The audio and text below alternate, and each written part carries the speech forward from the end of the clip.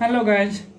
तो चलिए हम देखेंगे आज पार्ट 6 देखेंगे मेंसुरेशन का। हम लोगों ने पार्ट 5 तक देख लिया था, मतलब हम लोगों ने 1 से लेकर 50 तक क्वेश्चन सारा का सारा देख लिया था। और उनमें से अगर आपको कहीं पे परेशानी हो तो आप हमें पूछ सकते हैं कमेंट करके। और मैंने जैसा कि आपको बताया था कि जितना भी क्वेश्चन मैं आपको बताता हूँ तो उसका टेस्ट लेता हूँ टेलीग्राम के ऊपर। और अगर आप वहाँ पे टेस्ट नहीं देते हैं तो आपको टेस्ट देना चाहिए, बिकॉज आपका एग्ज़ाम आ रहा है रेलवे का। तो इसके अलावा आपका एमटीएस होगा, सीएचएसएल होगा, मतलब जो भी एग्ज़ाम होगा तो वहाँ पे आपका मैथ का अगर प्रैक्टिस हो जाता है अच्छा खासा तो आपके लिए बेनिफिशियल है। तो चलिए हम देखते हैं पार्ट 6। और पार्ट 6 के अंदर हम देखने वाले हैं 41 से लेकर 50 तक। एंड देन हम रेगुलर ऐसे ही वीडियो डालते रहेंगे। और आपके लिए हम ग्रुप डी 2018 और एनटीपीसी 2018 साथ ही साथ जो 20 और 22 के अंदर एनटीपीसी में सवाल आए हुए मैथ के, मैं वो भी कराने वाला हूँ आपको chapter wise and then part wise. तो चलिए देखते हैं 41 नंबर सवाल। 41 नंबर में कह रहा है आपको कि दो वर्ग हैं, उनका क्षेत्रफल का अनुपात आपसे पूछा जा रहा है, जबकि पहले वर्ग का विकर्ण दूसरे वर्ग के विकर्ण से 2 गुना है। मान लेते हैं कि ये हमारा जो है ये एक वर्ग है और ये हमारा दूसरा वर्ग है। रिलेशन जो दे रखा आपको इसका डायगोनल को दे रखा, मतलब इसका विकर्ण से दे रखा। तो ये है हमारा विकर्ण और यहाँ पे ये है हमारा विकर्ण। रिलेशन क्या बोल रहा है, मैंने माना कि ये ए है और ये स्क्वायर जो है ये बी है, ठीक है। रिलेशन जो दे रखा वो कह रहा है डी मतलब होता है डायगोनल, मतलब विकर्ण।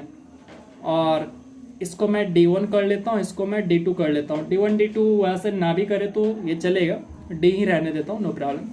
तो रिलेशन में आपको क्या कह रहा है कि पहले वर्ग का विकर्ण दूसरे वर्ग के विकर्ण का, यानी दूसरे वर्ग के ऑफ किसके साथ लगा है तो 2 इसके साथ, तो इसमें आपको 2 से मल्टीप्लाई करना है। एंड देन आपको क्या करना है, आपको रेशियो निकाल लेना है। यानी ये जो हमारा D1 है अगर ये D2 है तो D1 रेशियो D2 निकालना है। D1 ratio D2 is equal to कितना हो जाएगा, तो देखो ये D1 है, इसके सामने वाला ये नंबर 2 है यहाँ पे, तो इसको 2 और यहाँ पे नहीं कुछ तो 1, तो 2 रेशियो 1 होगा हमारा D1 D2। बट आपसे बोला है एरिया का अनुपात क्या होगा, तो एरिया का अनुपात निकालते कैसे है उसके लिए आपको मैंने बताया था कि फार्मूला क्या होता है, हाफ D1 का स्क्वायर। इस वाले वर्ग के लिए एरिया क्या हो जाएगा, विकर्ण को देखते हुए यानी विकर्ण के रिलेटिंग अगर हम एरिया निकालेंगे तो हाफ डायगोनल का स्क्वायर मतलब विकर्ण का स्क्वायर। रेशियो निकालना है तो रेशियो लिख दिया, और इसके लिए क्या होगा हाफ D2 का स्क्वायर, तो ये रहा D2 का स्क्वायर। अब यहाँ पे D1 D2 पुट कर दीजिए, तो देखिए D1 हमारा 2 है यानी 2 का स्क्वायर 4, तो मैं डायरेक्टली यहाँ पे ऐसा लिख सकता हूँ half into 4 ratio half into D1 हमारा 1 है तो 1 का स्क्वायर डेट इज 1। एंड यहाँ पे आप कैंसिल कर सकते हैं, 2 से 2 कैंसिल, देन आपका कटने वाला कुछ भी नहीं है। हमारा जो ओवरऑल रेशियो आया है वो आया 4:1, ठीक है। तो ये हमारा हो गया राइट आंसर। तो चलिए चलते हैं हम अगले सवाल की ओर, और आपको कोई भी समस्या हो तो आप हमें कमेंट कर सकते हैं। तो चलिए अगले सवाल की ओर। 42 नंबर सवाल, यहाँ पे आपसे क्या कह रहा है कि एक वर्ग की परिमिति, परिमिति का मतलब पेरीमीटर जिसको आप परिमाप समझते हो, तो एक वर्ग की परिमिति उस आयत की परिमिति के बराबर है। तो आपसे एक बात यहाँ पे ये कहा गया कि जो वर्ग का परिमिति है वो जो है आयत के परिमिति के बराबर है। इसका मतलब ये हो गया वर्ग का परिमिति 4a होता है और आयत का जो परिमिति होता है दैट इज कॉल्ड परिमाप, आप जिसको समझते हो, तो ये होता है 2 × L+B होता है, ठीक है। ये आपको बोला कि ये इक्वल है, राइट। अब चलिए हम चलते हैं आगे। आगे आपसे क्या कह रहा है कि जिसकी लंबाई, जिसकी वर्ड किसके लिए, आयत के लिए, जिसकी लंबाई 48 मीटर है। इसका मतलब क्या हुआ कि ये जो आपको लंबाई दे रखा है आयत का, अगर ये 48 आपको दे रखा है तो आगे पढ़ते हैं, आगे क्या कह रहा है, तथा लंबाई चौड़ाई से तिगुनी है। अब देखो दूसरा रिलेशन आपको ये भी कहा कि जो लंबाई है, ये जो लंबाई है इस चौड़ाई के 3 गुना है। 3 गुना होने का मतलब समझ रहे हैं, ये 16 होगा, ये 16 होगा, तभी तो ये 3 गुना 48 हुआ ना, ठीक है। तो हमें यहाँ पे ओवरऑल ऐसा ही सिंपली पता चल गया एल प्लस बी हमें पता चल चुका है, यानी एल और बी पता चल चुका है। तो आगे आपसे ये कहा जा रहा है कि इस वर्ग का क्षेत्रफल क्या होगा। तो अब मैं क्या करता हूँ, इसी पे पूरे डाटा को मैं पुट कर देता हूँ, यानी 4a is equals to 2 into L plus B, दोनों को जोड़ दो एल प्लस बी, तो 48 प्लस 16 यानी 64 हो गया। तो 64 लिख लिया और इसके बाद इसको 4 से, यानी हमें ए का वैल्यू निकालना है। ए का अगर वैल्यू निकालना है तो 2 इंटू 64 अपॉन में क्या 4, तो यहाँ से हमें क्या मिलेगा, तो यहाँ से हमें मिलने वाला है 32। अब हमें चाहिए एरिया, तो एरिया ऑफ स्क्वायर क्या होता है, यानी वर्ग का क्षेत्रफल। तो आप कहते हो भुजा स्क्वायर या फिर उसको कहते हैं ए स्क्वायर, दैट इज कॉल्ड 32 का स्क्वायर। तो 32 का स्क्वायर आप जब करेंगे तो ये हो जाएगा आपका 1024, और ये हमारा मीटर में है या सेंटीमीटर में है, तो वो देख लेते हैं। तो ये चीज आपका मीटर में है, तो ये हो गया हमारा आंसर मीटर स्क्वायर। तो चलिए अगले सवाल की ओर। 43, एक वर्ग का क्षेत्रफल एक आयत के क्षेत्रफल के बराबर है। तो सबसे पहले मैंने क्या किया, वर्ग का क्षेत्रफल होता है भुजा स्क्वायर, तो मैंने भुजा स्क्वायर ले लिया। ठीक है, बोला आयत के क्षेत्रफल के बराबर है, तो आयत का क्षेत्रफल होता है L into B, right, no problem. यहां तक आगे पढ़ते हैं। आयत की लंबाई तथा वर्ग की भुजा से क्रमशः 5 सेंटीमीटर अधिक तथा 3 सेंटीमीटर कम है। तो देखिए मैंने मान लिया कि जो वर्ग का भुजा है वो ए है।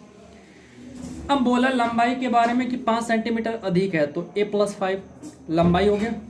अब चौड़ाई के बारे में क्या बोला, चौड़ाई के बारे में बोला है कि भुजा से, यानी वर्ग के भुजा से 3 सेंटीमीटर कम है, तो ये लीजिए कम हो गया, राइट। अब कह रहा है कि आयत का परिमाप कितना है, तो ये वाला रिलेशन को अभी यूज करते हैं क्योंकि हमें एल और बी पता चल चुका है।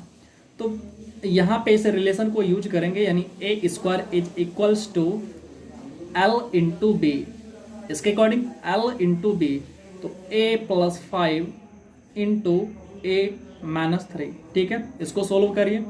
तो A square is equals to यहाँ पे ए स्क्वायर एंड देन यहाँ पे आपका हो जाएगा 5a प्लस में 5a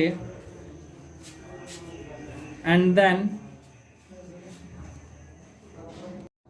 माइनस 3a और माइनस हो जाएगा आपका 15। अब यहाँ पे देखो, इसको आप इधर लेके आओगे तो ये खत्म हो जाएगा, मतलब 0 हो जाएगा, और यहाँ पे आप देखो ये आपका 2, यानी 2a इज इक्वल्स टू आपका 15, इसीलिए a बराबर कितना, अरे 2a बराबर 15, तो a बराबर कितना, तो आप 2 से डिवाइड करोगे मतलब 7.5। ठीक है, a बराबर कितना हो गया हमारा, a बराबर हो जाता है हमारा 7.5 सेंटीमीटर। ठीक है, अब हमें a पता चल गया। अगर a पता चल चुका है तो अब हम क्या करेंगे, तो देखो लंबाई के लिए यानी लंबाई जब निकालेंगे तो लंबाई के लिए हमारा a में 5 जोड़ दो, तो लंबाई निकल जाएगा, तो 5 जोड़ेंगे तो 12.5 सेंटीमीटर हो गया हमारा लंबाई। अब चौड़ाई की बात करते हैं, तो चौड़ाई में हमें क्या करना है, a में 3 माइनस कर दो, यानी 7.5 में 3 माइनस करो तो ये हो गया हमारा 4.5, राइट, 4.5 सेंटीमीटर।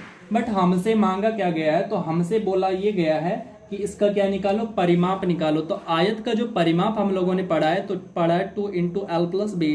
तो अब इसको करते हैं सोल्व। तो देखो एल प्लस बी कितना हो गया, 12 4 16 और आधा यानी 1 हो गया 17, और 17 गुना 2 यानी 34 हो गया हमारा, 34 सेंटीमीटर। ये हो गया हमारा राइट आंसर। तो चलिए हम चलते हैं अगले सवाल की ओर। 44 नंबर सवाल, यहाँ पे आपसे क्या कह रहे हैं कि एक वर्ग की परिमिति 48 सेंटीमीटर है। आप देखो एक वर्ग की परिमिति यानी 4a बराबर कितना दे रखा, 48, तो यहाँ से हमें a का वैल्यू मिल सकता है। तो a बराबर कितना हो गया, तो आप जो है 4 से डिवाइड करोगे तो 12 सेंटीमीटर हमारा a का वैल्यू हो गया है। ठीक है, अब आगे बात करते हैं। आगे आपसे ये कह रहा है कि तथा एक आयत का क्षेत्रफल इस वर्ग के क्षेत्रफल से 4 सेंटीमीटर कम है। तो देखिए क्षेत्रफल को रिलेट कर रहा है, तो यहाँ पे हम इसका क्षेत्रफल निकाल लेते हैं। तो क्षेत्रफल जैसे ही निकालेंगे तो a स्क्वायर मतलब कितना हो गया, 12 गुना 12 यानी 144 सेंटीमीटर का स्क्वायर हो गया हमारा वर्ग का क्षेत्रफल। अब रिलेशन में क्या बोला है पता है, रिलेशन में आपसे ये कहा है कि जो आयत का क्षेत्रफल है, ठीक है, एक आयत का क्षेत्रफल है इस वर्ग के क्षेत्रफल से 4 सेंटीमीटर कम है। बस आप ही बता दो, अगर वर्ग का क्षेत्रफल हमें पता चल गया है तो आयत का क्षेत्रफल मतलब L इंटू बी हमें पता नहीं चल जाएगा, 4 कम मतलब 140, 140 सेंटीमीटर स्क्वायर ये हो गया आयत का क्षेत्रफल और ये है वर्ग का क्षेत्रफल। रिलेशन सब निकाल लिए, ठीक है। इसके लिए अब हमें प्लस माइनस तो करने की कोई जरूरत है नहीं। अब आगे कह रहे हैं कि यदि आयत की लंबाई 14 सेंटीमीटर हो तो इसकी परिमिति क्या होगी।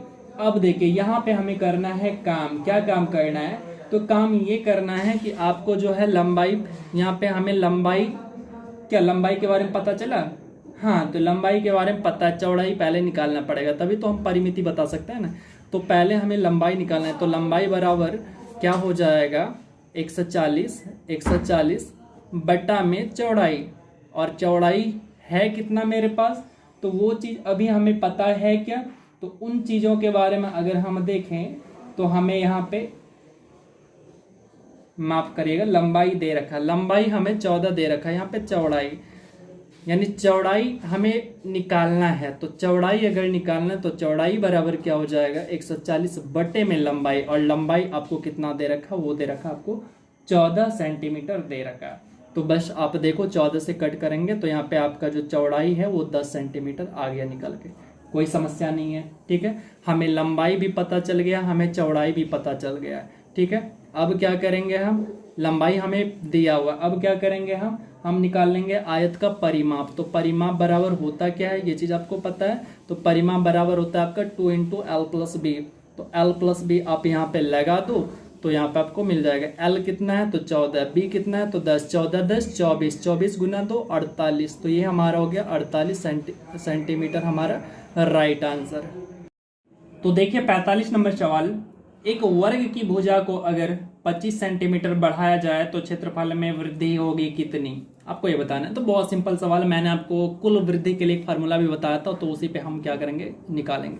तो कुल वृद्धि बराबर देखिए x और y है क्या, तो एक लंबाई मान लीजिए एक चौड़ाई मान लीजिए, हो सकता है कोई यहाँ पे a+b+ab/100 यूज करे, तो एक आप किसी को लंबाई किसी को चौड़ाई कुछ भी, बस यही वाला फॉर्मेट रहेगा। तो हम यहाँ पे लंबाई मानते हैं।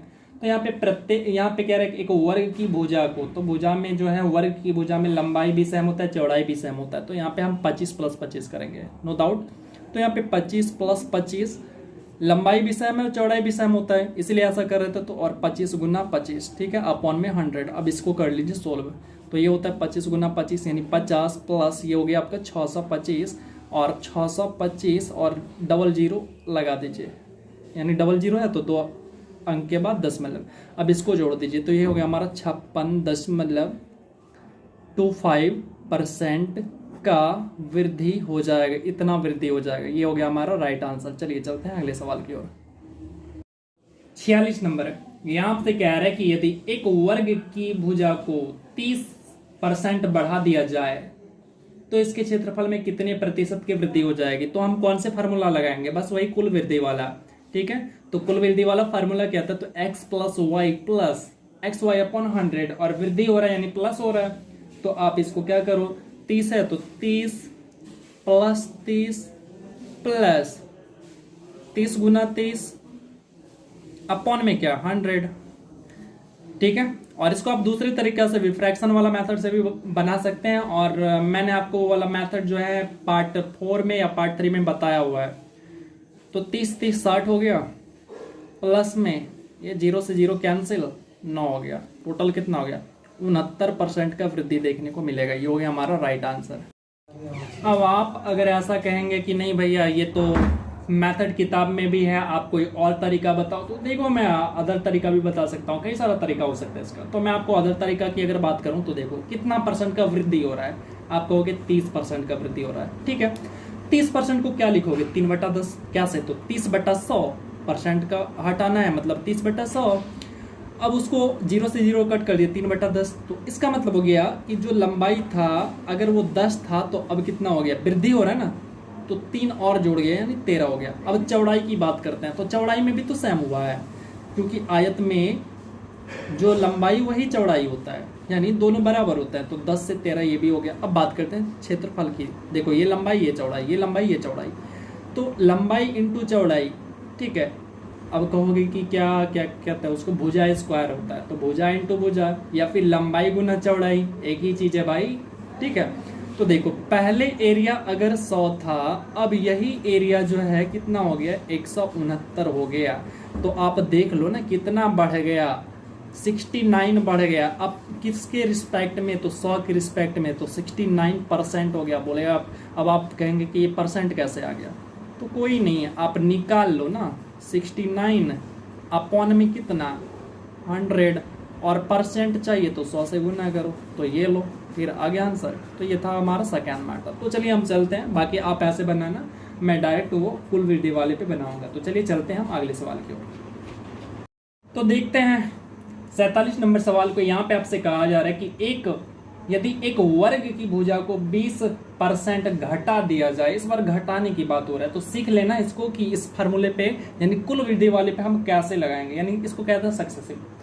तो अब देखिए आगे कह रहे हैं इसके क्षेत्रफल में कितने परसेंट की कमी हो जाएगी अगर वर्ग की भुजा को 20% घटा दी जाती है। तो बस समझो, लंबाई भी घट रहा है, चौड़ाई भी घट रहा है, क्योंकि लंबाई और चौड़ाई वर्ग में दोनों सेम होते हैं, इसीलिए बस एक ही भुजा की बात कर रहा है। ठीक है, तो हम यहाँ पे लंबाई और चौड़ाई दोनों लिखेंगे। तो घटाने की बात कर रहे हैं, यानी x को भी माइनस में लिखना है, यानी -20। और यहाँ पे क्या लिखेंगे, यहाँ पे भी हमें वही चीज लिखना है।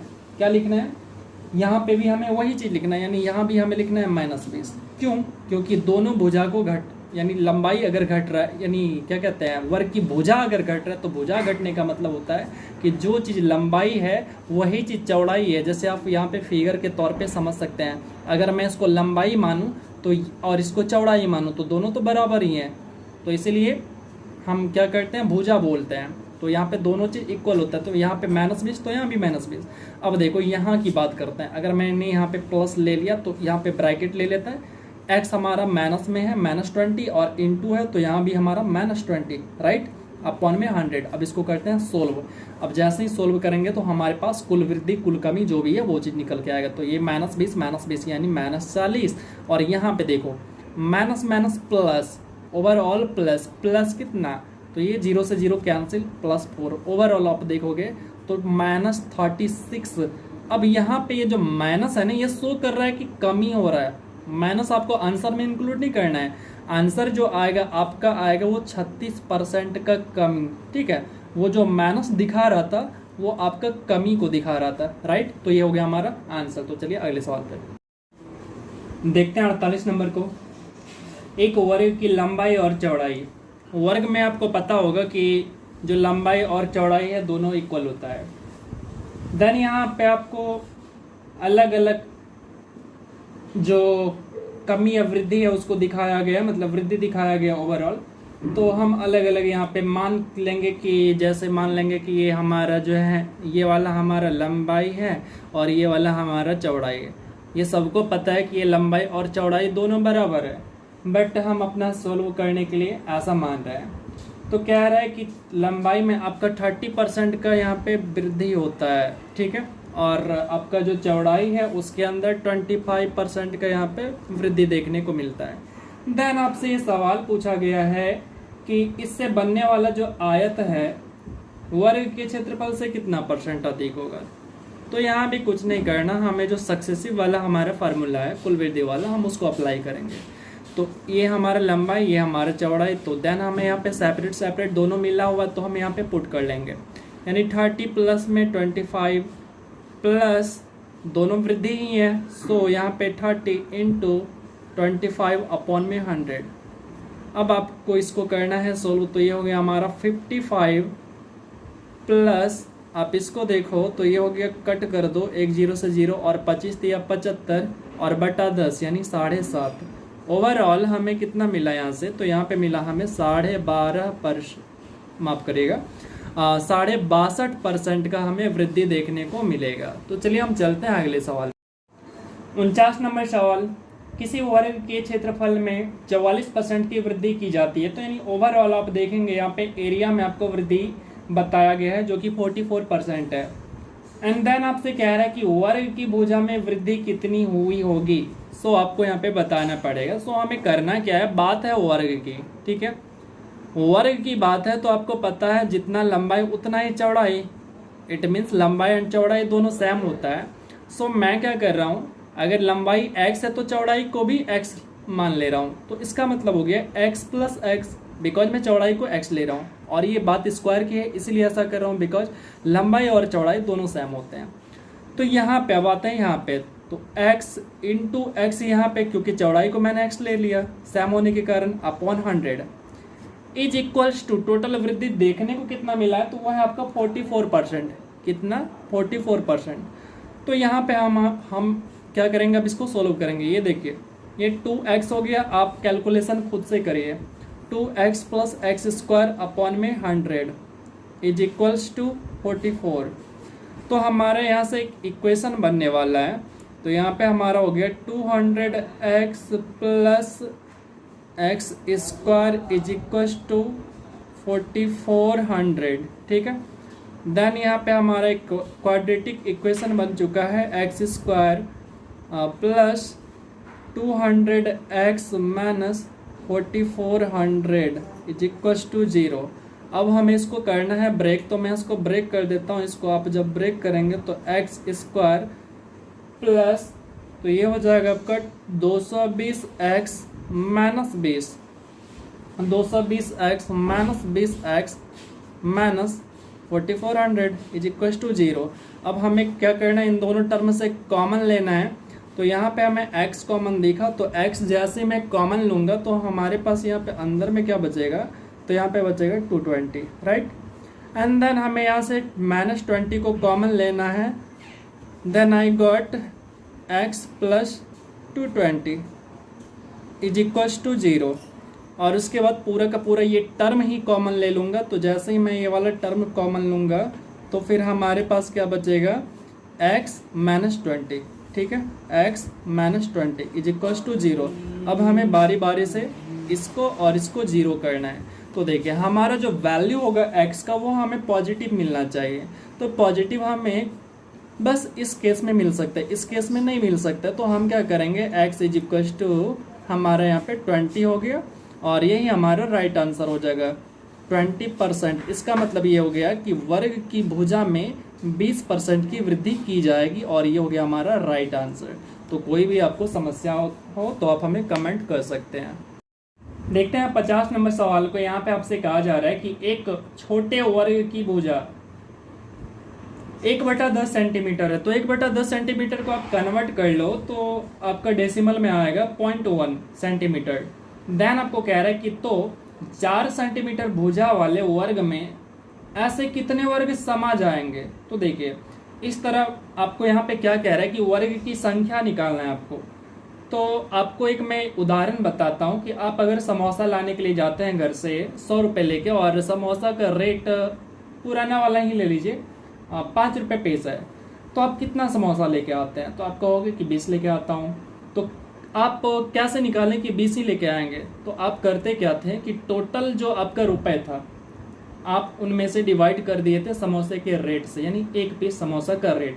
एंड देन जो आपको डिवाइड करने के बाद जो कोसेंट मिलता था यानी भागफल, तो उसको आप कहते थे नंबर ऑफ समोसा। तो उसी तरह से हम अगर वर्ग की संख्या निकालेंगे तो सबसे पहले हमें क्या करना है, जो आपको बड़ा वाला कह रहा है मतलब जिसमें समा जाएगा, तो उसका एरिया को लिखो। तो 4 सेंटीमीटर भुजा वाला वर्ग की बात कर रहा है, तो 4 सेंटीमीटर भुजा वाला वर्ग का स्क्वायर यानी इसका एरिया अपॉन में जो समा जाएगा, जो समा जाएगा उसके लिए जो उसका भुजा है वो कितना है, तो 1/10। 1/10 का मतलब होता है आपका 0.1 का स्क्वायर। अब इसको डिवाइड कर दो तो हमें संख्या मिल जाएगा। तो देखो मैंने क्या किया, सवाल ने कहा कि ये जो 4 सेंटीमीटर भुजा वाला जो वर्ग है इसके अंदर कितना ऐसा संख्या मिलेगा जो कि समा जाएगा 1/10 सेंटीमीटर वाला भुजा का वर्ग। तो उसके लिए मैंने क्या किया, इसके एरिया में यानी जिसमें समा जाएगा उसके एरिया में डिवाइड कर दिया मैंने जिसके बारे में पूछा गया, ठीक है। तो अब इसको आप करो सोल्व, इसको सोल्व करो तो ये 16 आ गया, और इसको सोल्व करो तो 1 का स्क्वायर मतलब कुछ भी नहीं होता है। तो यहाँ पे 0.1 इंटू 0.1 और यही 1। चलो मैं इसको थोड़ा सा आपको समझने के लिए, स्क्वायर का मतलब होता है आपका 0.1 इंटू 0.1। अब हमें इसको हटाना है तो इसके बदले में ऊपर में 10 और इसके बदले में भी ऊपर में 10 यानी 10 इंटू 10 100। अब देखो 1 इंटू 1 यानी 1 1 जा 1 दैट इज कॉल्ड 1 एंड 1 से आप डिवाइड करोगे किसी को भी तो कोई फर्क पड़ेगा नहीं। सो ओवरऑल आप न्यूमरेटर को यहाँ पे मल्टीप्लाई करेंगे, देन यू गॉट कितना 1600। तो ऐसे 1600 स्क्वायर हो जाएगा जो कि उसके अंदर में समा जाएगा। सो हमारे यहाँ पे राइट आंसर हो गया 1600। तो चलिए यहाँ पे जो हमारा पार्ट 6 था वो हो जाता है एंड, ठीक है। एंड देन आपको आना है टेस्ट देने के लिए टेलीग्राम पे। ग्रुप का लिंक जो है आपको डिस्क्रिप्शन में दिया हुआ है और आप वहाँ से मेरे साथ जुड़ सकते हैं, और कोई भी समस्या हो तो आप हमें कमेंट कर सकते हैं। तो चलिए हम मिलते हैं जल्द ही आपके साथ पार्ट 7 के साथ, एंड टाटा।